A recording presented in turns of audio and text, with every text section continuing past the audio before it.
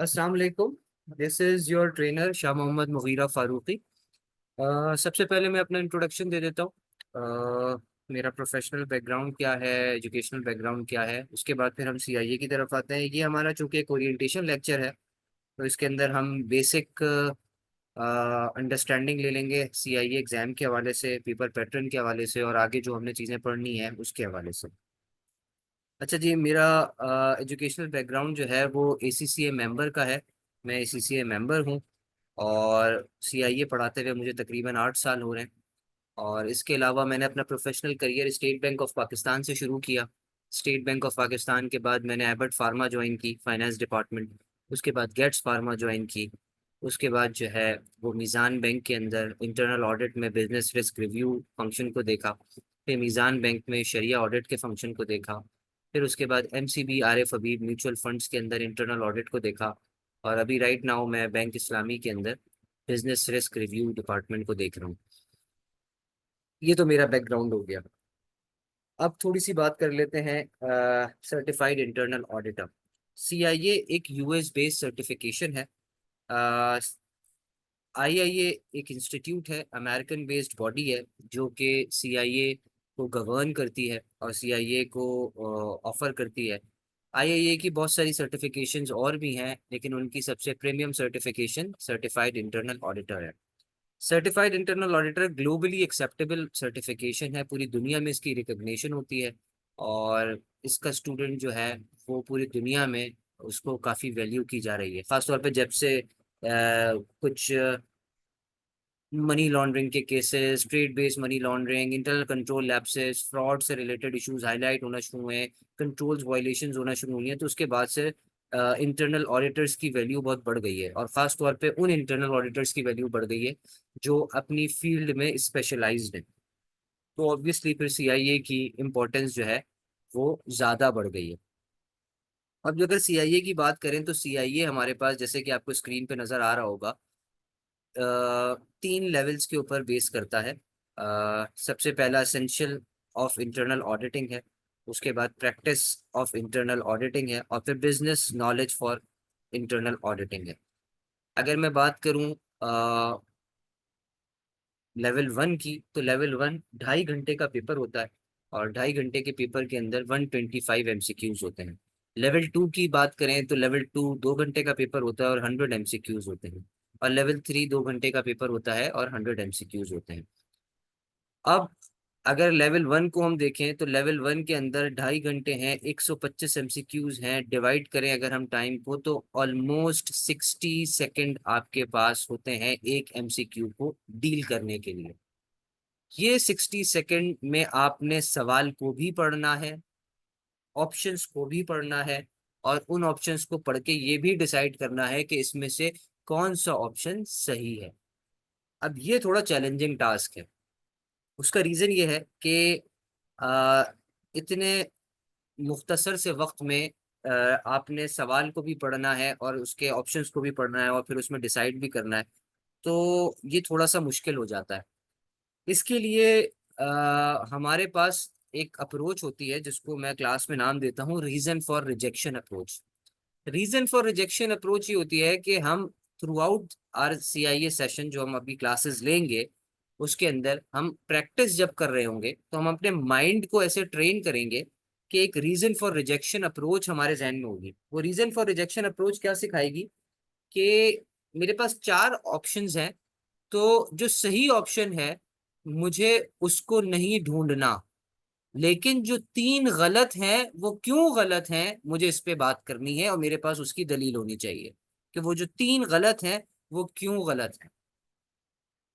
और ये दलील मेरे पास कहाँ से आएगी, इसकी जस्टिफिकेशन मेरे पास कहाँ से आएगी कि वो 3 ऑप्शंस जो गलत हैं वो कैसे गलत हैं। उसके लिए हमें हेल्प करते हैं आईआईए के स्टैंडर्ड्स।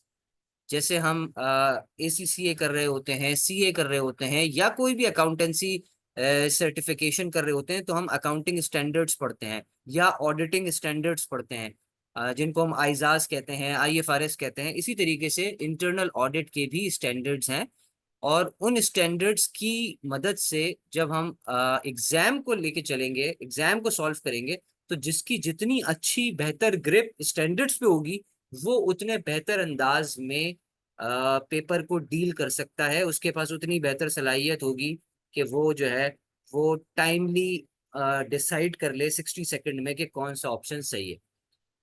अब थोड़ी सी बात करते हैं जनाब के सीआईए के लेवल 1 के अंदर जो है वो हमारे पास क्या क्या चीजें मौजूद हैं, और वो किस तरीके से जो है वो लेवल 1 के अंदर हम क्या क्या चीजें देखेंगे। तो बेसिकली अगर आप देखें तो सब्जेक्ट मैटर फॉर पार्ट 1 के अंदर यहाँ पे हेडिंग दी हुई है, और इसमें जो है इन्होंने डिवाइड किया हुआ है पूरे सिलेबस को पार्ट 1 के। तो पार्ट 1 का सिलेबस टोटल 6 एरियाज में डिवाइड हुआ है। एक है foundations of internal auditing. Foundations of internal auditing का वेटेज इन्होंने दिया है 15%। 15% वेटेज है कि कमोबेश पेपर जो आपका एग्जाम का जो पैटर्न होगा वो इस तरह का होगा कि जो आपका एग्जाम आएगा उसमें 15% एमसीक्यूज की कवरेज जो है वो फाउंडेशन ऑफ इंटरनल ऑडिटिंग से होगी। उसके बाद दूसरा एरिया है इंडिपेंडेंस एंड ऑब्जेक्टिविटी। इसमें भी जो है वो 15% कवरेज होगी आपके एग्जाम में। इसके बाद जो है वो प्रोफिशिएंसी एंड ड्यू केयर का जो है वो एक एरिया आ जाएगा, इसकी 18% कवरेज होगी। Quality assurance and improvement programme से 7% जो है वो वेटेज दिया हुआ है, और इसकी कवरेज जो है वो 7% होगी। अब ये कवरेज क्या बता रही है, ये कवरेज ये बता रही है कि भाई किस चैप्टर किस एरिया की कितनी इंपॉर्टेंस है एग्जाम के पॉइंट ऑफ व्यू से। इसके बाद governance risk management and control 35% इसकी वेटेज है। 35% वेटेज का मतलब ये है कि एक बहुत बड़ा एरिया पेपर का जो है वो आपका उसमें एमसीक्यूज जो है वो इन इस एरिया से टेस्ट होंगे। और आखिर में फ्रॉड रिस्क है जिसमें 10% जो है वो कवरेज है। इसके बाद ये तो एरियाज इन्होंने डिफाइन कर दिए कि 6 एरियाज हैं। टोटल चैप्टर्स इसमें लेवल 1 के अंदर 7 चैप्टर हैं। 7 चैप्टर्स जो है वो इन 6 एरियाज में डिवाइड हुए हैं। अब इनको जरा अगर हम देख ले तफसील से।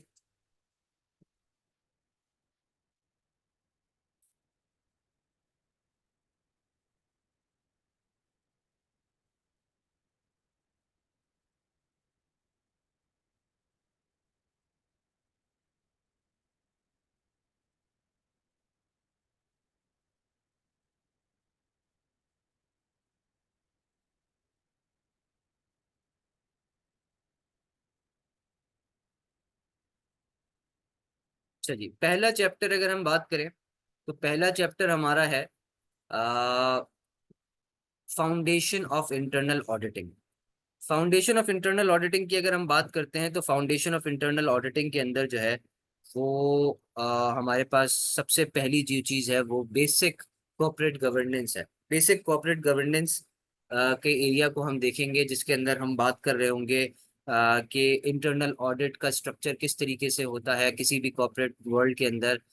किस तरीके से इंटरनल ऑडिट जो है वो रिपोर्ट किसको रिपोर्ट कर रहा होता है, एनएडीज कौन होते हैं, ईडीज कौन होते हैं, इन सारी चीजों पे बात हो रही होगी। इसके बाद कोड ऑफ एथिक्स आ जाएंगे। कोड ऑफ एथिक्स के अंदर हम इंटेग्रिटी के ऊपर बात करेंगे, ऑब्जेक्टिविटी पे बात करेंगे, कॉन्फिडेंशियलिटी पे बात करेंगे, कॉम्पिटेंसी के ऊपर बात करेंगे। इसमें ये बात समझना जरूरी है कि बहुत सारे स्टूडेंट्स वो होते हैं जो एसीसीए या सीए बैकग्राउंड से आ रहे होते हैं, तो उनको लगता है कि हमने ये एथिक्स जो है वो पढ़ा हुआ है पहले, तो हमारे लिए ये चैप्टर बहुत आसान है। तो मैं ऐसे स्टूडेंट्स के लिए ये चीज बताना मुनासिब समझूंगा कि जो एथिक्स आप एसीसीए या सीए या एमबीए में पढ़ के आ रहे हो, वो शायद सीआईए के अंदर जितना एथिक्स टेस्ट हो रहा है उसका 10% भी नहीं है। बिकॉज यहाँ पे पूरे पूरे इंटरनल ऑडिट के स्टैंडर्ड्स मौजूद हैं सिर्फ कोड ऑफ एथिक्स के ऊपर। तो एक बहुत बड़ा एरिया है। खाली हम इंटेग्रिटी को अगर ले लें तो हमारे जहन में इंटेग्रिटी को लेके एक ही लफ्ज आता है, सच बोलना। लेकिन इस इंटेग्रिटी के ऊपर कितने प्रिंसिपल्स काम कर रहे हैं, इंटरनल ऑडिट में उसके क्या रोल्स हैं, और इंटेग्रिटी कहाँ कहाँ टेस्ट हो रही होती है, बहुत सारे एस्पेक्ट्स हैं जो हम डिस्कस करेंगे। कोड ऑफ एथिक्स के बाद जो है वो एक लास्ट का एरिया चैप्टर नंबर 1 के अंदर आ जाता है, जिसको हम कहते हैं internal audit charter. Internal audit charter जो है वो क्या बयान करता है? इंटरनल ऑडिट चार्टर जो है वो ये बयान करता है कि किसी भी डिपार्टमेंट के अंदर, इंटरनल ऑडिट डिपार्टमेंट के अंदर, किसी भी इंटरनल ऑडिट डिपार्टमेंट के अंदर जो रोल्स, रिस्पॉन्सिबिलिटीज, पर्पस, अथॉरिटी, ये कहाँ से ड्राइव होके आ रहा है? आपके पास वो कौन से एरियाज हैं जिससे आप जो है वो ये रोल, रिस्पॉन्सिबिलिटी ड्राइव करवा रहे हैं? तो वो देखना बड़ा जरूरी है कि वो कौन सा ऐसा डॉक्यूमेंट है जिससे आपको ये इख्तियार मिल रहा है कि आप जाके किसी भी डिपार्टमेंट को ऑडिट कर लें। आपकी क्या जिम्मेदारियां हैं इदारे की तरफ, इदारे की क्या जिम्मेदारी है आपकी तरफ, ये सारी चीजें जो है वो हम देखते हैं इंटरनल ऑडिट चार्टर के एरिया के अंदर। इंटरनल ऑडिट चार्टर एक डॉक्यूमेंट है। उस डॉक्यूमेंट से जो है वो आपका पर्पस, आपका आपकी रिस्पॉन्सिबिलिटी, आपकी अथॉरिटी सारी ड्राइव हो रही होती है। तो फाउंडेशन ऑफ इंटरनल ऑडिटिंग के बाद दूसरा एरिया आ जाता है जनाब, उसका नाम है independence, objectivity, proficiency, care and quality. ये भी जो है वो किसी हद तक कोड ऑफ एथिक्स से मिलता जुलता एरिया है। इसमें भी जो है वो एथिकल प्रिंसिपल्स पे ही बात हो रही है। Independence, objectivity, proficiency, care and quality, ये एरिया जो है हम इसमें एक एक एस्पेक्ट, इंडिपेंडेंस के एस्पेक्ट्स के ऊपर बड़ी तफसील से बात करेंगे, इसके स्टैंडर्ड को देखेंगे। इंडिपेंडेंस से इंडिपेंडेंस का मतलब इंटरनल ऑडिट की दुनिया में क्या है, किस चीज से इंटरनल ऑडिट जो है वो इंडिपेंडेंट हो जाता है और किस चीज से इंटरनल ऑडिट की इंडिपेंडेंस खतरे में पड़ जाती है। इन सारे एस्पेक्ट्स में बात करेंगे। ऑब्जेक्टिविटी पे बात करेंगे, प्रोफिशिएंसी पे बात करेंगे, ड्यू केयर के प्रिंसिपल हम पढ़ेंगे बहुत तफसील से। यहाँ पे मैं ये चीज बता दूं कि ये नॉर्मल एथिकल प्रिंसिपल्स नहीं है। यहाँ पे एथिकल प्रिंसिपल्स डायरेक्टली रिलेट कर रहे हैं इंटरनल ऑडिटर के एट्रीब्यूट्स के साथ। तो यहाँ पे प्रैक्टिकल एग्जाम्पल्स हम टेस्ट कर रहे होंगे और प्रैक्टिकल सिनेरियोज को डिस्कस कर रहे होंगे। बिकॉज जो आपका एमसीक्यू बनेगा वो प्रैक्टिकल सिनेरियोज की हिसाब से ही बनेगा। और अगर किसी की इन एरियाज पे ग्रिप कम होगी तो उसके लिए सबसे बड़ा चैलेंज ये आएगा कि आपने जब सवाल पढ़ा, आपके पास 60 सेकंड है, 60 सेकंड में आपने सवाल पढ़ा, ऑप्शंस देखे, ए भी सही लग रहा है, बी भी सही लग रहा है, सी भी सही लग रहा है और डी भी सही लग रहा है। तो जब चारों ही सही लग रहे हैं तो फिर मेरे लिए सही ऑप्शन की तरफ जाना जो है वो बहुत मुश्किल हो जाता है 60 सेकंड को जहन में रखते हुए।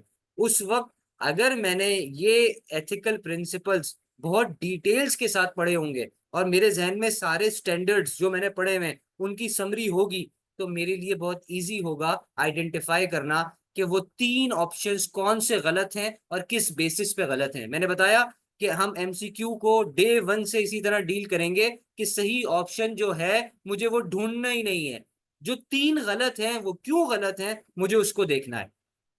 इसके बाद लास्ट का एक एरिया बहुत इंटरेस्टिंग एरिया है, QAIP का, quality assurance and improvement programme. Quality assurance and improvement programme क्या है? जैसे एक्सटर्नल ऑडिट फर्म्स होती हैं उनका QCR होता है, क्वालिटी कंट्रोल रिव्यू, इसी तरीके से इंटरनल ऑडिट का भी ऑडिट होता है। इंटरनल ऑडिट का भी ऑडिट होता है। आप दुनिया जहाँ के डिपार्टमेंट्स के ऑडिट कर रहे होते हैं एज ए इंटरनल ऑडिटर, लेकिन IIA ये कहता है, इंस्टीट्यूट ऑफ इंटरनल ऑडिटर या IPPF ये कहता है कि इंटरनल ऑडिट की क्वालिटी को भी टेस्ट किया जाए कि इंटरनल ऑडिट डिपार्टमेंट जो है वो कितना अच्छा डिलीवरेबल दे रहा है, इंटरनल ऑडिट डिपार्टमेंट जो है वो कितने अच्छी वैल्यू एडिशन कर रहा है। उसके लिए quality assurance and improvement programme का एक एरिया है, उसके अंदर जो है वो हम इंटरनल ऑडिट का भी ऑडिट करते हैं, उसको हम देखेंगे। इसके बाद भाई एक और एरिया आ जाता है गवर्नेंस का। गवर्नेंस एक अपने आप में दुनिया है। ट्रांसपेरेंसी, ओवरऑल एक कल्चर डेवलप करना, इस एरिया को हम देखेंगे। इसके अंदर बहुत छोटा सा एक चैप्टर है जिसके अंदर मल्टीपल एस्पेक्ट्स हैं गवर्नेंस के, उनको हम देख रहे होंगे। इसके बाद रिस्क मैनेजमेंट का एक एरिया आ जाता है। रिस्क मैनेजमेंट के अंदर जो है वो हम मल्टीपल टाइप्स के जो है वो कंट्रोल्स की बात करेंगे, मल्टीपल टाइप की मैनेजमेंट टेक्निक्स की बात कर रहे होंगे कि कौन कौन से इसमें जो है वो क्या कहते हैं रिस्क मैनेजमेंट की टेक्निक्स हैं, किस तरह की रिस्क मैनेजमेंट की जा रही होती है इदारों के अंदर।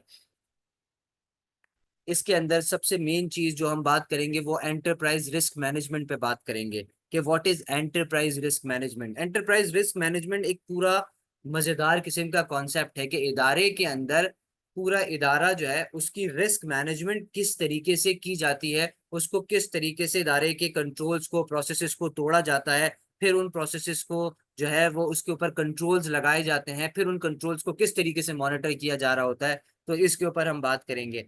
इसके साथ साथ जो है वो इसके अंदर हम बात कर रहे होंगे इंटरनल ऑडिट का क्या रोल है रिस्क मैनेजमेंट को लेके। असल में कंट्रोल्स लगाना तो मैनेजमेंट की जिम्मेदारी है। बीइंग अ इंटरनल ऑडिटर मेरी जिम्मेदारी है कि मैं उन कंट्रोल्स को चेक करूं जो मैनेजमेंट ने लगाए हैं। लेकिन उसके साथ साथ रिस्क मैनेजमेंट के एस्पेक्ट से इंटरनल ऑडिटर्स की क्या क्या जिम्मेदारियां बनती हैं, वो हम इस चैप्टर में डिस्कस करेंगे। इसके बाद हम आगे बढ़ेंगे तो हमारे पास चैप्टर नंबर 5 आ जाएगा, कंट्रोल्स टाइप्स एंड फ्रेमवर्क। बहुत मजेदार चैप्टर है। टाइप्स ऑफ कंट्रोल्स पे बात है कि कितने टाइप के कंट्रोल्स होते हैं, किस किस तरह के कंट्रोल्स इदारों के अंदर हमें नजर आ रहे होते हैं। फ्रेमवर्क्स के ऊपर बात करेंगे। बहुत सारे ऐसे फ्रेमवर्क्स हैं जो प्रैक्टिकल वर्ल्ड के अंदर, प्रोफेशनल वर्ल्ड के अंदर यूज हो रहे होते हैं for the application of internal control, जिसके अंदर कोसो फ्रेमवर्क है, कोको फ्रेमवर्क है, कॉबिट है, ईसैक है। ये सारे वो फ्रेमवर्क्स हैं जो प्रैक्टिकल वर्ल्ड में, प्रोफेशनल वर्ल्ड में प्रोफेशनल्स यूज कर रहे होते हैं कंट्रोल्स लगाने के लिए। बहुत मजेदार चैप्टर है। हम इसमें, मेरी खास तौर पे कोशिश होती है कि कोसो फ्रेमवर्क को हम जरा तफसील से पढ़ेंगे।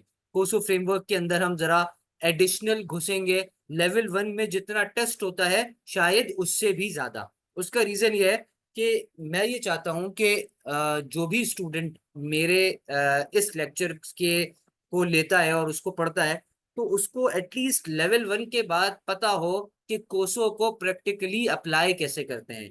ये थोड़ा सा एडिशनल एरिया है लेकिन बहुत मजेदार है, और ये आपको प्रैक्टिकल वर्ल्ड में बहुत काम आने वाला है। तो हम इसके ऊपर टाइम लगाएंगे इंशाल्लाह, और इस फ्रेमवर्क को बहुत तफसील से देखेंगे। इसके अलावा और भी फ्रेमवर्क्स हैं, उनको भी हम देखेंगे, लेकिन कोसो फ्रेमवर्क को हम थोड़ा एडिशनल पढ़ेंगे। इसके बाद कंट्रोल्स एप्लीकेशन के ऊपर एक और चैप्टर है, चैप्टर नंबर 6।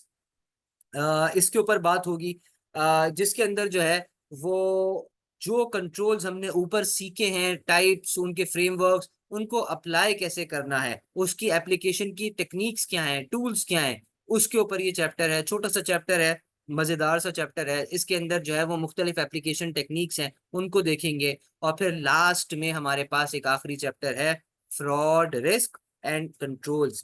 के फ्रॉड एक ऐसा स्पेसिफिक रिस्क है जिसको उन्होंने अलग से बयान किया है, कि जो फ्रॉड का रिस्क है उसको एक, उसके ऊपर पूरा चैप्टर बना दिया उन्होंने। और फिर उससे एसोसिएटेड कंट्रोल्स क्या हैं, कि किस तरीके से हम फ्रॉड रिस्क को मिटिगेट कर सकते हैं, उसकी क्या टेक्निक्स हैं, इसके ऊपर बात होगी। फ्रॉड से एसोसिएटेड अगर कोई किसी इदारे में फ्रॉड हो जाता है तो उस वक्त इंटरनल ऑडिटर की क्या जिम्मेदारी है, इंटरनल ऑडिट डिपार्टमेंट की क्या जिम्मेदारी है, किस तरीके से इन्वेस्टिगेशन होती है, किस तरीके से जो है वो फ्रॉड रिस्क को कंट्रोल किया जा सकता है। इन सारी चीजों के ऊपर बात होगी लास्ट चैप्टर के अंदर। ये तो ओवरऑल मैंने आपको एक ओवरव्यू दे दिया कि पूरे सीआईए के अंदर हम क्या क्या पढ़ेंगे। इसके बाद अगर हम थोड़ी सी बात करें कि सर ये आप क्या देखते हैं कितने अरसे में ये सिलेबस हमारा कवर होना चाहिए और किस तरीके से ये पूरा लेवल 1 चलेगा। तो देखें भाई, अगर वीक में 2 दिन कोई स्टूडेंट 2.5 2.5 घंटे या 3 3 घंटे भी लेक्चर्स लेता है, फॉर एग्जाम्पल ज्यादातर मेरे स्टूडेंट्स प्रोफेशनल होते हैं, तो मैं अज्यूम ये करता हूँ कि वो सैटरडे संडे को अच्छा क्वालिटी टाइम दे सकते हैं पढ़ने के लिए। तो अगर आप 3 3 घंटे भी वीकेंड्स पे देते हैं तो एक वीक में आप 6 घंटे पढ़ रहे हैं। अगर आप इस तरीके से पढ़ते हैं तो तकरीबन आपको 2.5 महीने लगेंगे तमाम रिकॉर्डेड लेक्चर्स को सुनने में और उसके बाद प्रिपरेशन करने में। तो तकरीबन 3 महीने का आप एक एवरेज रखें, 2.5 महीने आपका तमाम तैयारी के लिए, और फिर तकरीबन 15 दिन टाइम मैनेजमेंट या प्रैक्टिस के लिए। प्रैक्टिस आप वैसे 2.5 महीनों में भी कर रहे होंगे, लेकिन 15 दिन टाइम मैनेजमेंट के साथ डेडिकेटेड प्रैक्टिस करने में आप 15 दिन रखें। तो तकरीबन 3 महीने के अंदर आपके लेवल 1 की कंप्लीट तैयारी हो जाती है।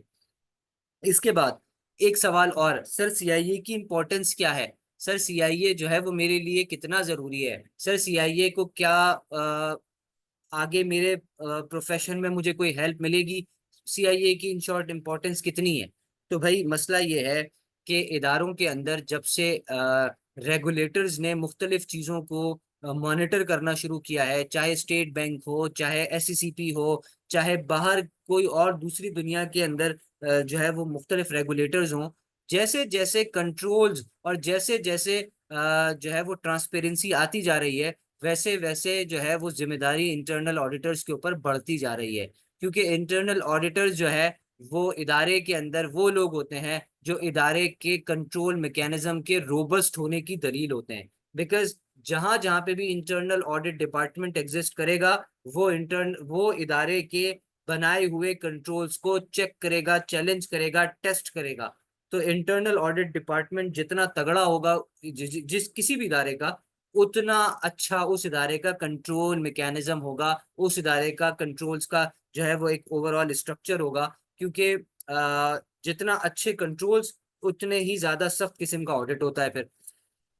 तो जाहिर सी बात है, ऐसे एरियाज के अंदर जब आप काम कर रहे होते हैं, तो अब तो सबको सबसे ज्यादा नीड होती है कि स्पेशलाइज्ड लोग आए, स्किल्ड लोग आए। तो उसके लिए सीआईए बहुत जरूरी है। सीआईए के अंदर आप जिस तरीके से इंटरनल ऑडिट के स्टैंडर्ड्स को जो है वो पढ़ रहे होते हैं, तफसील से सारी चीजों को देख रहे होते हैं, तो आपकी चीजों को एनालाइज करने का नजरिया चेंज हो जाता है, चीजों को देखने के एस्पेक्ट चेंज हो जाते हैं, ड्राफ्टिंग टेक्निक इंप्रूव हो जाती है, ऑडिट करने का स्टाइल चेंज हो जाता है। बिकॉज आपके पास फिर आप एक कुएं के मेंढक की तरह मखसूस पैमाने पे नहीं सोच रहे होते। आप एक ब्रॉड पर्सपेक्टिव से, ब्रॉड स्पेक्ट्रम में चीजों को देख रहे होते हैं। क्योंकि आपके पास बहुत सारे स्टैंडर्ड्स होते हैं, बहुत सारे ऐसे फ्रेमवर्क्स होते हैं जो आपके जहन में होते हैं, जो आपने पढ़े होते हैं, और फिर आप प्रैक्टिकली उनको अप्लाई करते हैं। तो उससे जाहिर सी बात है आपके काम में बेहतरी आ जाती है। और अभी तो गल्फ साइड पे स्पेसिफिकली जॉब्स इस तरीके से आ रही हैं इंटरनल ऑडिट की, कि वो स्पेसिफिकली मेंशन करते हैं कि हमें सीआईए क्वालिफाइड बंदा ही चाहिए। उसके अलावा सीआईए आपकी प्रमोशंस में बड़ा हेल्प कर रहा होता है। मेरे कितने स्टूडेंट्स ऐसे हैं जिन्होंने सीआईए सिर्फ इसलिए अटेम्प्ट किया कि उनकी प्रमोशन रुकी हुई थी, और जैसे ही उन्होंने सीआईए किया, अल्हम्दुलिल्लाह उनकी प्रमोशन हो गई। तो ये कुछ ऐसे पहलू हैं जिससे हमें अंदाजा होता है कि सीआईए जो है उसकी एक इम्पोर्टेंस अपनी जगह मौजूद है। और फिर सबसे बड़ी बात यह कि पूरी दुनिया में इंटरनल ऑडिट की वाहिद ऐसी सर्टिफिकेशन है जो ग्लोबली एक्सेप्टेबल है। इंटरनल ऑडिट की बहुत सारी लोकल सर्टिफिकेशंस भी हैं। कुछ लोग मुझे पाकिस्तान की कोई इंटरनल ऑडिट की सर्टिफिकेशन का हवाला देते हैं, लेकिन मसला यह है उसकी कोई रिकग्निशन नहीं है, उसको इंटरनेशनली रिकॉग्नाइज नहीं किया गया उस तरीके से जिस तरीके से सीआईए की एक एक्सेप्टेबिलिटी है वर्ल्ड वाइड। इसके बाद एक और सवाल। सर, हमने सुना है कि सीआईए का सिलेबस चेंज हो रहा है। जी, सीआईए का सिलेबस चेंज हो रहा है, लेकिन वो स्टैंडर्ड्स या वो रिवाइज्ड सिलेबस जो है वो एग्जामेबल है मई 2025 से। तो अगर आप लोग सीआईए के अंदर अभी अपेयर होते हैं, तो अभी एग्जिस्टिंग सिलेबस और एग्जिस्टिंग स्टैंडर्ड्स के हिसाब से ही तैयारी होगी, और इसमें कोई मसला नहीं होगा। एग्जामेबल न्यू सिलेबस 2025 से है। 2025 से पहले पहले पुराना सिलेबस ही चलेगा। इसके अलावा और कोई सवाल जो ऐसा हो? अ, एक सवाल आता है स्टूडेंट्स की तरफ से कि सर ये बताएं, लेवल 1, लेवल 2, लेवल 3, इन तीनों में कितना टाइम लगेगा? तो मैं ये कहता हूँ कि भाई आप ये जहन में रखें कि लेवल 1 के 3 महीने, लेवल 2 के 3 महीने, और लेवल 3 चूंकि थोड़ा बड़ा है तो लेवल 3 के 6 महीने। अ, ये टोटल टाइम होता है। तो तकरीबन साल सवा साल का अरसा लगता है। साल सवा साल के अंदर आपका सीआईए जो है वो कंप्लीट हो सकता है, अगर आप तरीके के साथ अच्छे तरीके से तैयारी करके पेपर देते हैं। फिर एक सवाल आता है, सर रिकॉर्डेड लेक्चर्स से बेहतर, रिकॉर्डेड लेक्चर्स बेहतर हैं या फिजिकल क्लासेस बेहतर हैं, या कोई हाइब्रिड इंतजाम होना चाहिए? तो मैं ये कहता हूँ कि भाई recorded lectures are equally effective as compare to physical classes. कोई मसला नहीं है, बिकॉज हमारे रिकॉर्डेड लेक्चर्स इस तरीके से डिजाइन किए हुए हैं कि उसके अंदर जो है वो सारी चीजें हम उसी तरीके से कवर करते हैं जो फिजिकल क्लास में हम पढ़ा रहे होते हैं। प्लस जैसे जैसे आप रिकॉर्डेड लेक्चर्स लेते जाएंगे, लेट सपोज चैप्टर नंबर 1 आपने पढ़ा, तो चैप्टर नंबर 1 की आपने बुक खोली हुई है, रिकॉर्डेड लेक्चर आप सुन रहे हैं, आप साथ साथ अपनी नोटिंग्स कर रहे हैं। जहां कोई ऑडिट के स्टैंडर्ड की बात आई, फौरन से आपने स्टैंडर्ड खोल लिया, स्टैंडर्ड को पढ़ा, उसकी समरी बना ली, नोट्स बना लिए, और अपनी क्यूरीज को लिखते चले गए। फिर क्या होता है उसके साथ, कि जब आपकी क्यूरीज जमा हो गई तो एक चैप्टर आपका खत्म हुआ, आपने उस चैप्टर की क्यूरीज मेरे साथ वीकेंड पे कोई टाइम लॉक करके through zoom session 1 on 1 discuss कर ली। तो आपको फिजिकल क्लास वाला एस्पेक्ट भी कवर हो गया, वन ऑन वन जूम के ऊपर आपकी फिजिकल क्यूरीज भी डिस्कस हो गई, और साथ साथ आप रिकॉर्डेड लेक्चर्स की वजह से अपने कंफर्ट लेवल, अपनी कन्वीनियंस के एतबार से पढ़ भी सकते हैं। एक नॉर्मल फिजिकल क्लास में तो हमारी डिपेंडेंसी होती है कि जी हफ्ते में 2 दिन क्लास होगी। रिकॉर्डेड लेक्चर्स में आप हफ्ते में 4 क्लासेस लें, 6 क्लासेस लें, इट्स अप टू यू। तो आप अगर कोई बंदा ज्यादा क्लासेस लेगा तो ऑब्वियसली वो 2.5 महीने के बजाय वो 1.5 महीने में भी सिलेबस कवर कर सकता है, अगर वो ज्यादा लंबा टाइम दे रहा है सीआईए के रिकॉर्डेड लेक्चर्स को। तो ये तो और कन्वीनियंस है, तो इसमें कोई मसला नहीं है, आप इजीली जो है वो रिकॉर्डेड लेक्चर से जो है वो पढ़ सकते हैं, बिकॉज फिजिकल और पर्सनल ट्रेनर की सपोर्ट मौजूद है। तो इसमें ऐसा कोई ऐसी प्रॉब्लम नहीं आएगी कि खुदा ना खास्ता रिकॉर्डेड लेक्चर्स आपको दे दिए, सिलेबस आपको दे दिया, तो उसके बाद आपने खुद ही सारी चीजें करनी है। नहीं जी, मैं मौजूद हूँ वीकेंड्स के ऊपर, आप मेरे से टाइम लॉक करें, मेरे साथ बैठें और अपनी क्यूरीज को डिस्कस करें। इन्हीं सारी चीजों के साथ साथ हमारी अब आगे टेक्निक क्या होगी, किस तरीके से हम पढ़ेंगे, मैं थोड़ी सी उस पर बात कर लेता हूँ। देखिए जी, हमारा स्टाइल पढ़ने का ऐसा होगा कि हम सबसे पहले बुक उठाएंगे, बुक में जो भी सबसे पहला चैप्टर है वहां से हम स्टार्ट करेंगे। कुछ कुछ चैप्टर्स के अंदर मैं अपने पर्सनल नोट्स देता हूँ, तो वो नोट्स आप तक पहुंच जाएंगे, वो नोट्स आपके पास होंगे।